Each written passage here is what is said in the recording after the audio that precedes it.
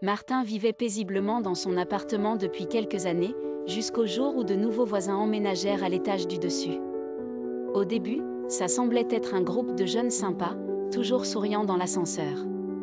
Mais très vite, le cauchemar commença. Musique à fond jusqu'à pas d'heure, cris, rires tonitruants, et parfois, des bruits beaucoup moins explicables qui faisaient vibrer les murs. Les soirées s'enchaînaient, et le pire, c'est qu'il n'était pas rare de trouver des « cadeaux » dans les escaliers le matin littéralement. Un petit tas de caca qui attendait patiemment qu'une pauvre âme innocente le découvre en descendant les marches. Martin essaya d'abord d'être civilisé. Il toqua à leur porte une ou deux fois, leur demandant poliment de baisser le volume. La réponse fut un vague « ouais, t'inquiète, on gère », suivi de rien du tout. Le syndic, de son côté, ne fit rien de concret, et la police semblait trop occupée à se tourner les pouces pour intervenir pour ce qu'ils appelaient « des petites nuisances de voisinage ». Fatigué, exaspéré et à deux doigts de craquer, Martin se mit à observer. Chaque jour, en rentrant de ses courses, il croisait toujours une scène intrigante, une bourgeoise, lunettes de soleil énormes, Mini Cooper garée devant l'immeuble, descendre élégamment, habillée dans un manteau de fourrure qui valait probablement autant que son appartement. Elle venait de l'appartement des fêtards, mais elle ne ressemblait en rien à ses voisins dégénérés. C'était bizarre, mais dans sa tête, un plan se formait. Un jour, alors qu'il rentrait du supermarché avec ses sacs remplis de pâtes et de fromage râpé, Martin croisa cette bourgeoise dans le hall. Elle se battait avec la porte d'entrée, son manteau de fourrure coincé dans la serrure. « Je vous aide ?» demanda-t-il en prenant un air innocent. « Oh, ce serait gentil.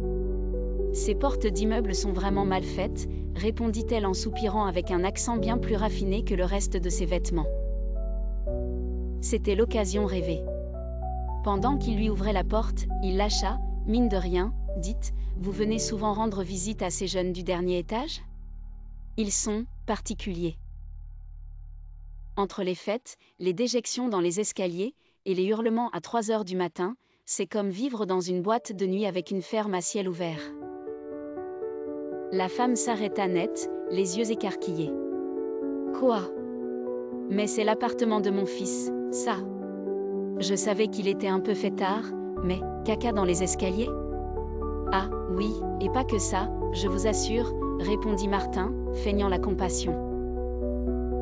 J'ai essayé de contacter le syndic et la police, mais rien n'y fait. Peut-être que vous avez un peu plus d'influence que moi. Elle n'en écouta pas plus. Elle partit furieuse, jurant tout bas, et monta les escaliers en trombe. Le soir même, la fête battait son plein, comme d'habitude. Mais cette fois, au milieu de la nuit, un cri perçant résonna dans tout l'immeuble.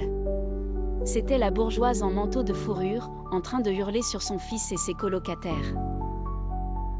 On entendait des phrases comme « des cochons, caca dans les escaliers, mais vous êtes malade, et bien sûr, le fatidique, plus un sou, je vous coupe les vivres. » Le mois suivant, l'appartement était désert. Plus aucun bruit, plus de fêtes, plus de surprises dans les escaliers. Les voisins partis en vacances n'avaient même pas remarqué que le problème avait été résolu.